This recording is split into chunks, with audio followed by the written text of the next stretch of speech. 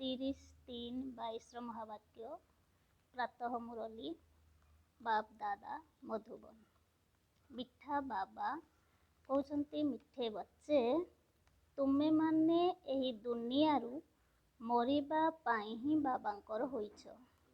तेणु अवस्था को एभली मजबूत कर जहाँकि अंत समय एक बाबांको व्यतीत आउ केही भी याद न आसंतु। मिठा बाबा कहले तुमे माने एही दुनियारू मरिबा पाई बाबांकर होइछ। तेणु अवस्था को एभली मजबूत कर जहाँकि अंत समय एक बाबांको व्यतीत आउ केही भी याद न आसंतु। बाबार आज प्रश्न अछि सबुठारू तीव्र अग्नि कौन जहाँकि वर्तमान समय सारा दुनिया रे लगी रही ताकू निर्वापित करिवार उपाय सुनाओ। सबुठारू तीव्र अग्नि कौन जहाँकि वर्तमान समय सारा दुनिया रे लगी रही ताकू निर्वापित करिवार उपाय सुनाओ। उत्तरे बाबा कहले सारा दुनिया रे एही समय रे काम विकार अग्नि लगी रही। एही अग्नि सबुठारू तीव्र अटे। एही अग्नि को निर्वापित करिवार आध्यात्मिक सेवा संस्थान गोटिए ही अटे। सेथिपाई निजको फायर ब्रिगेड अथवा निया लिभाड़ी करबाकू हेबो।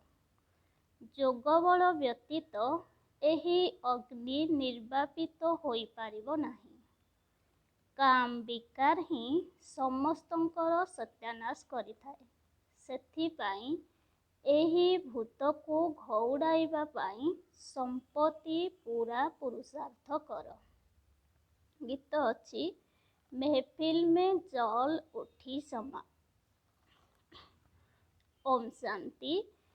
जेउ भल भल सेवायोग्य पिला माने अछंती सेही माने एही गीतर अर्थ को भल भाबरे बुझी जाउछंती। एही गीत को सुनी बुझीबा द्वारा सारा सृष्टि चक्र को रचयिता एवं रचनार आदि मध्य अंत को जानी होई थाए। गीत एथिपाई बजा जाउची जे मनुष्य माने ए सबु विषय रे जानी जातु। कहा द्वारा जानुछंती? ज्ञान सागरंक द्वारा। पिला माने जानिछंती जे आमे बाबांकर हेउछु। एही पुरुणा दुनियारू मरी परमधाम घर को जीवा पाई। एकमात्र बाबांको व्यतीत एही पुरुषार्थ अन्य केही कराई पारिबे नाही। बाबा कहउछंती मोर हेबा द्वारा तुमको एही दुनियारू मरिबाकू हेबो। शेष समय रे एही अवस्था पक्का हेबा दरकार जहाँकि एकमात्र बाबांको व्यतीत आउ कहार भी याद न आसु। तुमे माने जानिछ जे सम्मा अर्थाते अग्निशिखा आसीछंती। परवान अर्थाते पतंग मानकू साथी रे नहीं जीवा पाई। पतंग तो ढेर को ढेर रहिछंती। प्रदर्शन रे मध्य देखो केते ढेर आसुछंती। केते पिला तो प्रदर्शन रे मध्य बुझु नथुबे। एहा पुरुणा दुनिया को नुआ करिवार प्रदर्शनी। पुरानी दुनियार विनाश होई नुआ दुनियार पुणी स्थापना किपरि होई थाए एकथा संगम जुग चित्र रे दर्शा जाइछि। एभली एकत्र तो होई पारिबो नाही। गोटिए जुग निश्चिंत शेष हेबो। तुम मानक भितरे जेउ माने भल भल पिला अछंती से माने जानिछंती राम राज्य अर्थाते नुआ दुनिया स्थापन हेउछि। राम राज्य स्थापन हेबा परे पुणी रावण राज्य विनाश होइजिबो। एबे तुमे राम राज्यर सदस्य हेउछ। ତେଣୁ ତୁମ ମଧ୍ୟରେ କୌଣସି ବି ଭୂତ ରହିବା ଉଚିତ ନୁହେଁ। ଭୂତକୁ ବାହାର କରିବାର ଚେଷ୍ଟା କରିବା ଦରକାର। ପ୍ରଥମେ କାମ ଅଗ୍ନିକୁ ଲିଭାଇବାକୁ ହେବ। ନିଜ ପାଇଁ ନିଜେ ଦମକଳ ଅର୍ଥାତ୍ ଅଗ୍ନି ନିର୍ବାପକ ଦଳ ହେବାକୁ ପଡ଼ିବ। କାମାଗ୍ନି ସବୁଠାରୁ ତୀବ୍ର ଏବଂ ବିଲକୁଲ ଖରାପ ଅଟେ।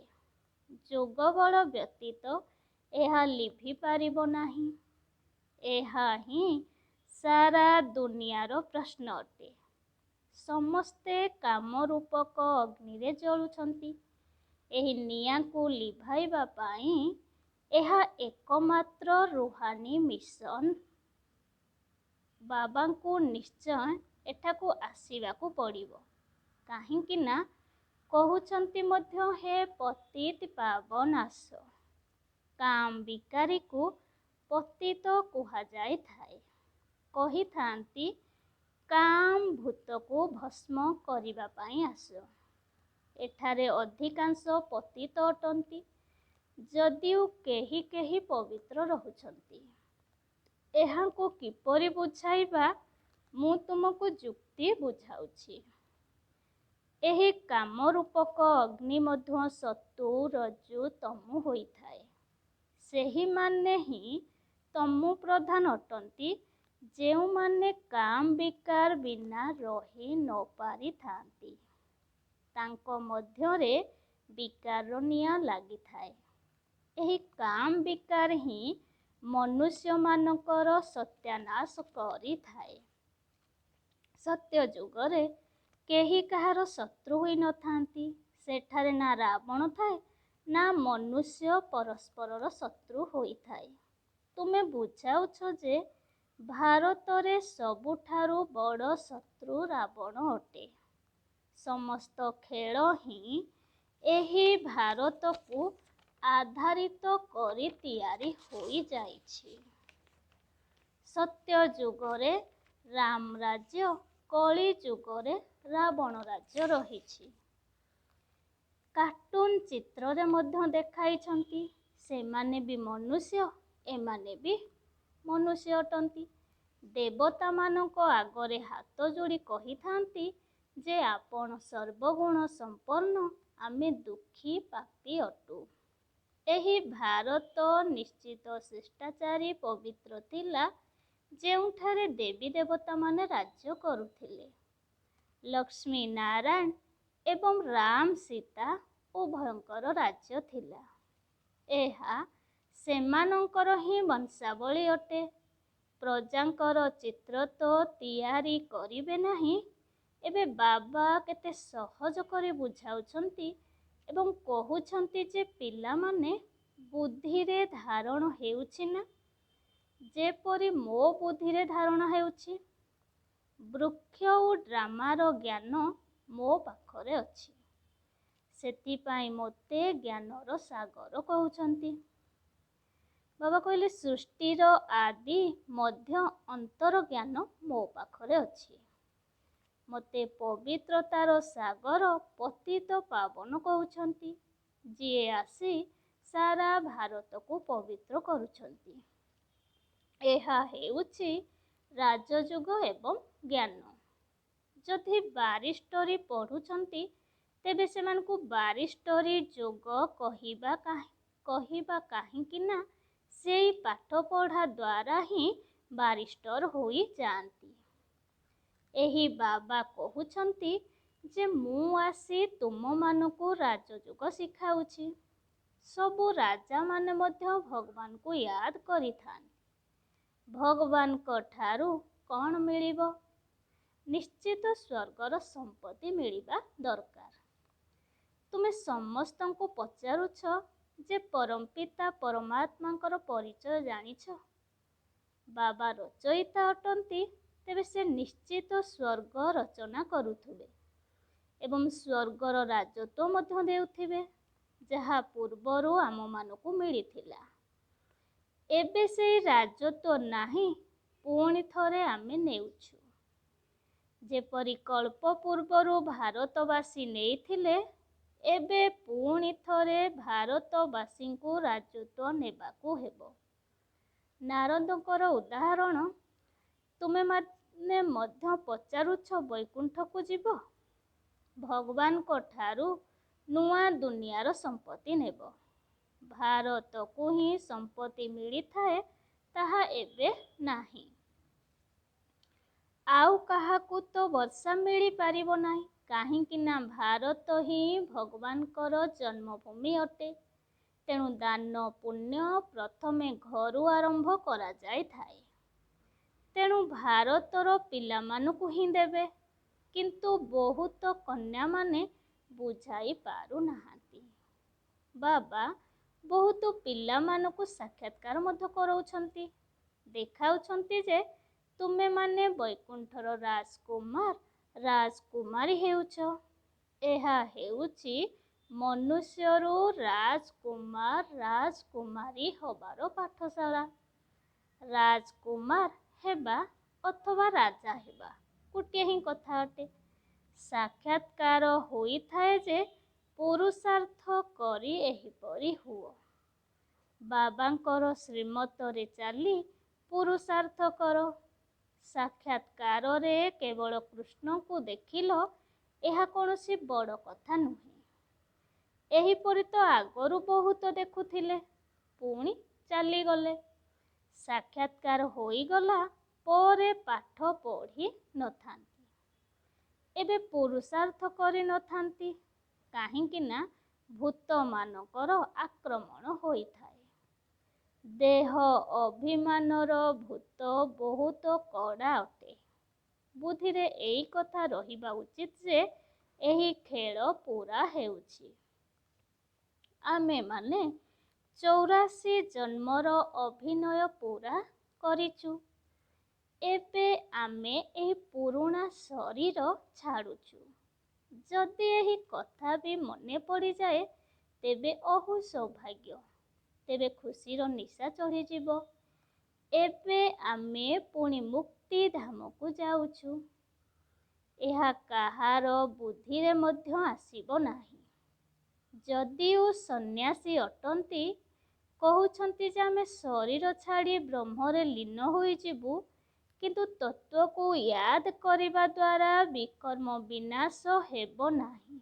ତେଣୁ କିପରି ଯାଇପାରିବେ? ନେଲାବାଲା ଏକମାତ୍ର ବାବା ହିଁ ଅଟନ୍ତି। ସିଏ ସବୁ ପିଲାମାନଙ୍କୁ ଘରକୁ ନେଇଯିବେ। ସ୍ୱତଃ ତ କେହି ଯାଇପାରିବେ ନାହିଁ। ତେଣୁ ପିଲାମାନେ ପୁରୁଷାର୍ଥ କରୁଛନ୍ତି, କାହିଁକି ନା ଏହି ଦୁନିଆରେ ରହିବାକୁ ଭଲ ଲାଗୁନାହିଁ। କେହି ପୁଣି କହୁଛନ୍ତି ଆମେ ଏହି ନାଟକକୁ ଆସିବୁ ହିଁ ନାହିଁ। ଅନେକ ମତାନ୍ତର ରହିଛି। ଗୁରୁ ଗୋସେଇଁ ଆଦି କୋଟି କୋଟି ଅନ୍ଦାଜରେ ରହିଛନ୍ତି। ସମସ୍ତଙ୍କର ନିଜ ନିଜର ମତ ଅଛି। ଯଦିଓ କହୁଛନ୍ତି ଆପଣଙ୍କର ଜ୍ଞାନ ବହୁତ ଭଲ ଅଟେ, କିନ୍ତୁ ବାହାରକୁ ଗଲେ ତ ସବୁ ଭୁଲି ଯାଉଛି। ଆସୁଛନ୍ତି ତ ବହୁତ, କିନ୍ତୁ ତାଙ୍କର ଭାଗ୍ୟରେ ନାହିଁ। ଗୁରୁ ପଦବୀ ଛାଡ଼ି ଆସିବା ସମ୍ଭବ ହେଉନାହିଁ। ସେଥିପାଇଁ ଏଠାକୁ ଗରିବମାନେ ହିଁ ଆସିଥାନ୍ତି। ସେଠାରେ ତ ଆସି, ଏଠାକୁ ତ ଆସି ସନ୍ତାନ ହେବାକୁ ପଡ଼ିବ। କେହି ସନ୍ନ୍ୟାସୀ, ଗୁରୁ ଏତେ ସବୁ ଶିଷ୍ୟମାନଙ୍କୁ ଛାଡ଼ିକରି ଆସିବେ, ଏହା ବହୁତ ମୁସ୍କିଲ ଅଟେ। ଏହା ମଧ୍ୟ ପ୍ରବୃତ୍ତି ମାର୍ଗ ଅଟେ। ପୁରୁଷ ସ୍ତ୍ରୀ ଉଭୟଙ୍କୁ ଏକତ୍ର ରହିବାକୁ ହେବ। ନିଶ୍ଚୟ ବୁଦ୍ଧି ବାଲାଙ୍କର ତୁରନ୍ତ ପରୀକ୍ଷା ନିଆଯାଇଥାଏ। ଦେଖିବା ଯେ ଗୁରୁ ପଣିଆ ଛାଡ଼ୁଛନ୍ତି ନା ନାହିଁ। ବାବାଙ୍କର ହେବାକୁ ପଡ଼ିଥାଏ ନା। ବାବା କାହାକୁ ବି ବୁଝାଇବାରେ ସହଜ ଉପାୟ ବତାଉଛନ୍ତି। କେବଳ ତାଙ୍କୁ ପଚାରିବାକୁ ହେବ ଯେ ପରମପିତା ପରମାତ୍ମାଙ୍କ ସହିତ ତୁମର କ'ଣ ସମ୍ବନ୍ଧ ରହିଛି। ସିଏ ନିଶ୍ଚିତ ମୁକ୍ତି, ଜୀବନ ମୁକ୍ତି ଦେବେ। ମନୁଷ୍ୟ ମନୁଷ୍ୟକୁ ମୁକ୍ତି, ଜୀବନ ମୁକ୍ତି ଦେଇପାରିବେ ନାହିଁ। ବାବାଙ୍କ ଠାରୁ ସମ୍ପତ୍ତି ନେବା ପାଇଁ ଏଠାକୁ ଆସି ଶିଖିବାକୁ ପଡ଼ିବ। ଶ୍ରୀମତ ଯାହା କହିବ ତାହା କରିବେ। ତେଣୁ ପ୍ରଥମେ ନିଶ୍ଚୟ ବୁଦ୍ଧି ହେବା ଦରକାର। ପୁଣି ଶ୍ରୀମତ ଯାହା ବି ମିଳୁ, ପ୍ରଥମେ ବାବାଙ୍କର ହିଁ ପରିଚୟ ଦେବାକୁ ହେବ। ଢେରକୁ ଢେର ଆସୁଛନ୍ତି, କହୁଛନ୍ତି ଯେ ଏହା ବହୁତ ଭଲ ଜ୍ଞାନ ଅଟେ, କିନ୍ତୁ ନିଜେ ରହୁନାହାନ୍ତି, ନିଜର ରାୟ ଦେଇ ଚାଲି ଯାଉଛନ୍ତି। ଏକଥା ଜାଣିନାହାନ୍ତି ଯେ ଇଏ କାହାର ମତରେ ଚାଲୁଛନ୍ତି। କହୁଛନ୍ତି ଯେ ଏଭଳି ପ୍ରଦର୍ଶନୀ ତ ସବୁ ସ୍ଥାନରେ ହେବା ଦରକାର, କେବଳ ମତ ଦେବାର ଲାଗି ପଡୁଛନ୍ତି। ଆରେ ଈଶ୍ୱରଙ୍କର କ'ଣ ମତ ଦିଆଯାଇଥାଏ କି? କିନ୍ତୁ ତାଙ୍କର ମତ ଦେବାର ଅଭ୍ୟାସ ରହିଛି ନା, କିନ୍ତୁ ନିଜେ ବସି ବୁଝୁନାହାନ୍ତି। ଏଠାରେ କୌଣସି ମତ ଦେବାର ଆବଶ୍ୟକତା ନାହିଁ, କେବଳ ଶ୍ରୀମତରେ ଚାଲିବାକୁ ହେବ। ପ୍ରଥମେ ବାବାଙ୍କର ହେବାକୁ ପଡ଼ିବ, ପୁଣି ସେ ଯାହା ଶ୍ରୀମତ ଦେବେ ଯେ ଏହିପରି ଅନ୍ୟମାନଙ୍କୁ ବୁଝାଅ। ତୁମେ ଯେତେବେଳେ କାହାକୁ ବୁଝାଇବ, ସେ ଲେଖିକରି ଦେବେ ଯେ ମୋତେ ତ ବାବାଙ୍କ ଶ୍ରୀମତରେ ଚାଲିବାକୁ ହେବ। ତେବେ ଯାଇ ବୁଝା ପଡ଼ିବ ଯେ ଇଏ ଠିକ୍ ଭାବରେ ବୁଝୁଛନ୍ତି। ଏଠାକୁ ଆସୁଛନ୍ତି ଢେର, କିନ୍ତୁ ଭାବରେ ବୁଝୁନାହାନ୍ତି, ଜ୍ଞାନରେ ମତୁଆଲା ହେଉନାହାନ୍ତି। ବର୍ତ୍ତମାନ ସମସ୍ତେ ଭକ୍ତିର ମତୁଆଲା ଅଟନ୍ତି। ଜପ, ତପ, ଶାସ୍ତ୍ର ପାଠ ଆଦି ସବୁ ଭକ୍ତି ପାଇଁ ହିଁ କରୁଛନ୍ତି। ଭଗବାନ କହୁଛନ୍ତି, ଆଧାକଳ୍ପ ତୁମେ ଭକ୍ତି କରିଛ ଭଗବାନଙ୍କ ସହିତ ମିଶିବା ପାଇଁ, ତେଣୁ ସମସ୍ତେ ଭକ୍ତ ଅଟନ୍ତି। ଭଗବାନ ତ ଜଣେ ହିଁ ଅଟନ୍ତି, ଜଣକୁ ହିଁ ପତିତ ପାବନ କହୁଛନ୍ତି। ତେବେ ନିଜେ ସମସ୍ତେ ପତିତ ଅଟନ୍ତି ନା? ଏହା ହେଉଛି ରାବଣ ରାଜ୍ୟ। ଏହି କଳ୍ପର ସଙ୍ଗମ ଯୁଗରେ ଗାୟନ ରହିଛି। କଳ୍ପର ସଙ୍ଗମ ଯୁଗେ ଯୁଗେ ହିଁ ବାବା ଆସୁଛନ୍ତି। ସତ୍ୟଯୁଗ ହେଉଛି କଲ୍ୟାଣକାରୀ ସ୍ୱର୍ଗ, କଳିଯୁଗ ହେଉଛି ଅକଲ୍ୟାଣକାରୀ ନର୍କ। ରାବଣ ହେଲା ଅକଲ୍ୟାଣକାରୀ, ରାମ ହେଉଛନ୍ତି କଲ୍ୟାଣକାରୀ। ଏହି ଜ୍ଞାନ ପିଲାମାନଙ୍କ ବୁଦ୍ଧିରେ ରହିବା ଦରକାର। ଏହି ଚିନ୍ତା ରହିବା ଦରକାର ଯେ କିପରି ଆମେ ଯାଇ ବିଚରା ଆତ୍ମାମାନଙ୍କର କଲ୍ୟାଣ କରିବୁ। କାହା କାହା ପାଖରେ ଏଭଳି ଅବଗୁଣ ରହିଛି ଯେ ତାଙ୍କ ପାଇଁ ସମସ୍ତେ ହଇରାଣ ହୋଇଥାନ୍ତି। କହୁଛନ୍ତି ବାବା ଅମୁକ ପାଖରେ ଏହି ଅବଗୁଣ ଅଛି। ଏହିପରି ବହୁତ ସମାଚାର ଆସୁଛି। ବାବାଙ୍କର କହିବା କଥା, ସମାଚାର ଦିଅ, ତେବେ ବାବା ସମାଧାନ କରାଇଦେବେ। ଯଦି କୌଣସି ଅବଗୁଣ ଥିବ, ତେବେ ସେବା କମ୍ କରିବେ। ଆଜିକାଲି ପାଠ ପଢ଼ିଥିବା ବିଦ୍ୱାନ ପଣ୍ଡିତ ତ ବହୁତ ଅଛନ୍ତି। ସେମାନେ ବହୁତ ଜିଜ୍ଞାସା ରଖିଥାନ୍ତି। ଯେଉଁମାନେ ପକ୍କା ନୁହନ୍ତି, ତାଙ୍କର ତ ମୁଣ୍ଡ ହିଁ ଖରାପ କରିଦେଇଥାନ୍ତି। ସେଥିପାଇଁ ବୁଝାଇ ପାରୁଥିବା ପିଲାଙ୍କୁ ଡାକିଥାନ୍ତି। ବୁଝନ୍ତି ଯେ ଏ ଆମଠାରୁ ହୁସିଆର ଅଟନ୍ତି। ପ୍ରଦର୍ଶନୀ ସ୍ଥାନରୁ ମଧ୍ୟ ବାବା ସମାଚାର ମଗାଇଥାନ୍ତି, କିଏ କିଏ ଭଲ ସେବା କରୁଛନ୍ତି। ଏଥିରେ ବହୁତ ହୁସିଆର ହେବା ଦରକାର। କେହି ଯଦି ପଚାରୁଛନ୍ତି ଯେ ତୁମେ କ'ଣ ଶାସ୍ତ୍ର ଆଦି ପଢ଼ିଛ? କୁହ, ଏହା ତ ଆମେ ଜାଣିଛୁ। ଏହି ବେଦଶାସ୍ତ୍ର ଜନ୍ମ ଜନ୍ମାନ୍ତର ସବୁ ପଢ଼ି ଆସିଛୁ। ଏବେ ଆମକୁ ବାବାଙ୍କର ନିର୍ଦ୍ଦେଶ ମିଳିଛି ଯେ କିଛି ବି ପଢ଼ ନାହିଁ। ମୁଁ ଯାହା ଶୁଣାଉଛି ତାହା ଶୁଣ, ମୋ ମତରେ ଚାଲ, ମୋତେ ୟାଦ କର, ତେବେ ବିକର୍ମ ବିନାଶ ହୋଇଯିବ। ଏବେ ମୃତ୍ୟୁ ସମ୍ମୁଖରେ ଉପସ୍ଥିତ। ମୁଁ ଆସିଛି ତୁମକୁ ନେବା ପାଇଁ। ମୁଁ ତୁମର ପିତା ଅଟେ, ଏକଥା ବାବା କହୁଛନ୍ତି। ମୁଁ ତୁମକୁ ମୁକ୍ତି, ଜୀବନ ମୁକ୍ତି ଦେବି। ପ୍ରତ୍ୟେକଙ୍କୁ ଡ୍ରାମା ଅନୁସାରେ ପ୍ରଥମେ ମୁକ୍ତିକୁ ଯିବାକୁ ହେବ, ପୁଣି ଜୀବନ ମୁକ୍ତି। ସତ୍ୱ ପ୍ରଧାନରେ ଆସୁଛନ୍ତି, ସେଥିପାଇଁ ତାଙ୍କୁ ସମସ୍ତଙ୍କର ସଦ୍ଗତି ଦାତା ସର୍ବୋଦୟା କୁହାଯାଉଛି। ସର୍ବ କହିଲେ ସାରା ଦୁନିଆ ଆସିଯାଉଛି। ସର୍ବ ଅର୍ଥାତ୍ ସାରା ଦୁନିଆକୁ ବାବା ବୁଝାଉଛନ୍ତି ସେମାନେ ସମସ୍ତେ ହେଉଛନ୍ତି ଅଳ୍ପକାଳ ହଦ୍ର ସେବାଧାରୀ। ବେହଦ୍ର ସର୍ବୋଦୟା ମୁଖ୍ୟତଃ ଜଣେ ହିଁ ଅଟନ୍ତି। ବାବା ହିଁ ସାରା ବିଶ୍ୱ ଉପରେ ଦୟା କରି ବିଶ୍ୱ ପରିବର୍ତ୍ତନକାରୀ ଅଟନ୍ତି। ତେଣୁ ତୁମେ ଜାଣିଛ ଯେ ବାବା ଆମକୁ ବିଶ୍ୱର ମାଲିକ କରିବାକୁ ଆସିଛନ୍ତି। ତେଣୁ ଆମେମାନେ ସର୍ବଦା ସୁସ୍ଥ ସମ୍ପତ୍ତିବାନ ହୋଇଯିବା। କିନ୍ତୁ ଏତିକି କଥା ମଧ୍ୟ କାହାରି ବୁଦ୍ଧିରେ ବସୁନାହିଁ। ଯଦି ଏହି ଦୁଇଟି ଅକ୍ଷର ମଧ୍ୟ ରହିବ ତେବେ ବହୁତ ଭଲ। ଆମେ ଭଗବାନଙ୍କର ସନ୍ତାନ ଅଟୁ। ତେଣୁ ଭଗବାନଙ୍କ ଠାରୁ ସ୍ୱର୍ଗର ସମ୍ପତ୍ତି ମିଳିବା ଦରକାର। ସମ୍ପତ୍ତି ମିଳିଥିଲା, ଏବେ ନାହିଁ, ପୁଣି ଥରେ ମିଳୁଛି। ବାବା କହୁଛନ୍ତି ମୋତେ ୟାଦ କର, ବର୍ଷାକୁ ୟାଦ କର। ପରସ୍ପରକୁ ଏହି ମନ୍ତ୍ର ଦିଅ ଯେ ମୁଁ ତୁମର ବେହଦ୍ର ପିତା ଅଟେ। ଧର୍ମ ସ୍ଥାପନ କରିବା ପାଇଁ ଧୋକା ଆଦି ତ ଖାଇବାକୁ ପଡ଼ିଥାଏ। ବୁଦ୍ଧିରେ ଏଇ କଥା ରହିବା ଦରକାର ଯେ ଏବେ ନାଟକ ଶେଷ ହେଉଛି। ବାକି ଆଉ ଅଳ୍ପ ସମୟ ଅଛି। ଆମକୁ ନିଜର ଘରକୁ ଯିବାକୁ ହେବ।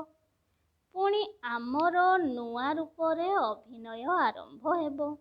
ଏକଥା ବୁଦ୍ଧିରେ ରହିବ ତ ବହୁତ ଭଲ। ତୁମମାନଙ୍କର ପାଦ ପାଦରେ ପଦମ ରହିଛି। ଏହା ବହୁତ ଜବରଦସ୍ତ ରୋଜଗାର ଅଟେ। ସ୍ୱୟଂ ଭଗବାନ ରୋଜଗାର କରିବାର ରାୟ ଦେଉଛନ୍ତି। ତେଣୁ ରାୟ ଅନୁସାରେ ଚାଲିବା ଦ୍ୱାରା ସ୍ୱର୍ଗରେ ତ ପହଞ୍ଚି ଯାଉଛନ୍ତି। କିନ୍ତୁ ସ୍ୱର୍ଗରେ ମଧ୍ୟ ଉଚ୍ଚ ପଦ ପାଇବା ଦରକାର ନା। ଚୁପଚାପ ଏକାନ୍ତରେ ହିଁ ରୋଜଗାର କରିବା ଦରକାର। ତୁମେମାନେ କର୍ମେନ୍ଦ୍ରିୟ ଦ୍ୱାରା କର୍ମ କର, କିନ୍ତୁ ମନ ସାଜନଙ୍କ ଆଡ଼କୁ ରହୁ। ବାସ୍ ଜୀବନ ନୌକା ପାର ହୋଇଯାଉ। ଏହା ବହୁତ ଜବରଦସ୍ତ ରୋଜଗାର ଅଟେ। ବାବାଙ୍କର ସେବାରେ ରହିବା ଦ୍ୱାରା ସ୍ୱତଃ ବହୁତ ଆମଦାନୀ ହୋଇଥାଏ। ଆଚ୍ଛା, ମିଠା ମିଠା ଶିକିଲଧେ ସନ୍ତାନମାନଙ୍କ ପ୍ରତି ମାତା ପିତା ବାପ ଦାଦାଙ୍କର ମଧୁର ସ୍ନେହଭରା ସ୍ମୃତି ଏବଂ ସୁପ୍ରଭାତ। ଆତ୍ମିକ ପିତାଙ୍କର ଆତ୍ମିକ ସନ୍ତାନମାନଙ୍କୁ ନମସ୍ତେ।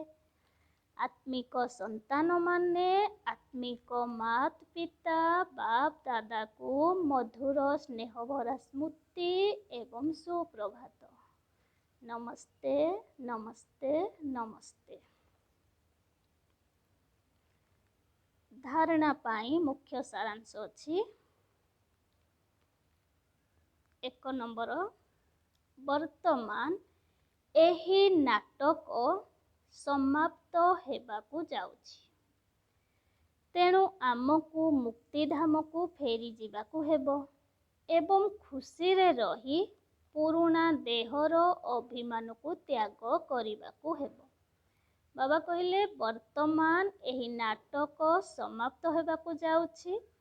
ତେଣୁ ଆମକୁ ମୁକ୍ତିଧାମକୁ ଫେରିଯିବାକୁ ହେବ ଏବଂ ଖୁସିରେ ରହି ପୁରୁଣା ଦେହର ଅଭିମାନକୁ ତ୍ୟାଗ କରିବାକୁ ହେବ। 2 ନମ୍ବର, ଏକମାତ୍ର ବାବାଙ୍କର ମତରେ ଚାଲିବାକୁ ହେବ। ବାବାଙ୍କୁ ନିଜର ମତ ଦେବାର ନାହିଁ। ନିଶ୍ଚୟ ବୁଦ୍ଧି ହୋଇ ବାବାଙ୍କ ଠାରୁ ଯେଉଁ ଶ୍ରୀମତ ମିଳିଛି ପାଳନ କରିବାକୁ ହେବ। ବାବା କହିଲେ ଏକମାତ୍ର ବାବାଙ୍କର ମତରେ ଚାଲିବାକୁ ହେବ। ବାବାଙ୍କୁ ନିଜର ମତ ଦେବାର ନାହିଁ।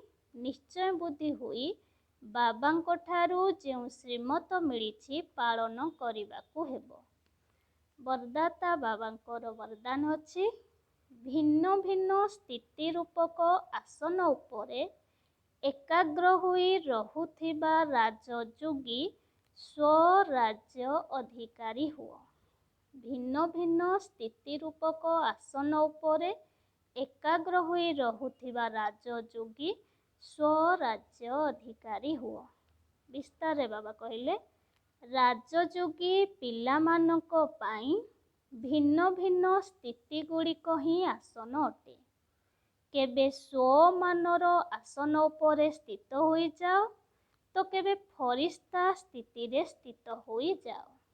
କେବେ ଲାଇଟ୍ ହାଉସ୍ ମାଇଟ୍ ହାଉସ୍ ସ୍ଥିତିରେ ତ କେବେ ସ୍ନେହ ସ୍ୱରୂପ ଲଭଲିନ୍ ସ୍ଥିତିରେ ସ୍ଥିତ ହୋଇଯାଅ।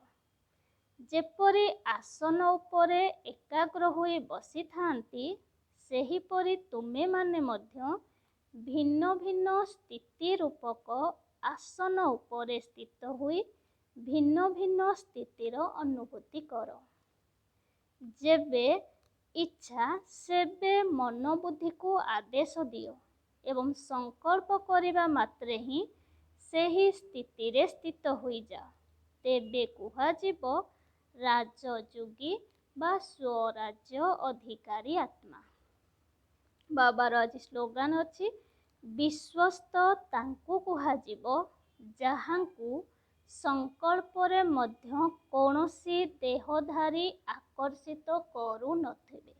ବିଶ୍ୱସ୍ତ ତାଙ୍କୁ କୁହାଯିବ ଯାହାଙ୍କୁ ସଂକଳ୍ପରେ ମଧ୍ୟ କୌଣସି ଦେହଧାରୀ ଆକର୍ଷିତ କରୁନଥିବେ। ଆଚ୍ଛା, ଓମ୍ ଶାନ୍ତି।